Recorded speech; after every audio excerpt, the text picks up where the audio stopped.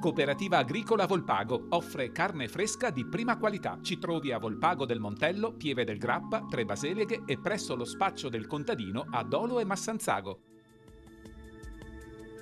Bentrovati al Meteo. L'Italia risentirà dell'afflusso di correnti fredde di origine artica. Ci aspetta un tempo stabile e un temporaneo aumento del freddo, con il clima che dopo una lunga fase di caldo anomalo tornerà ad avere un sapore più invernale. Vediamo il dettaglio. Sul Veneto la grafica di martedì 9 gennaio evidenzia un ampio soleggiamento, nessuna precipitazione, solo qualche nube in transito nella seconda metà della giornata.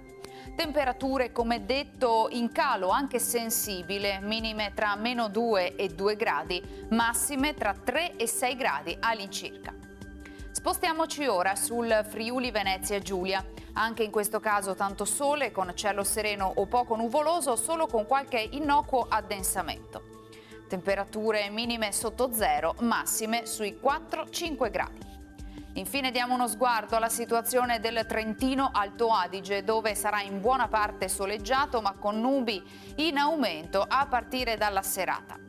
Temperature minime tra 1 e -3 gradi, massime sui 5-6 all'incirca. Dal meteo di Antena 3 per ora è tutto, grazie per l'attenzione, arrivederci.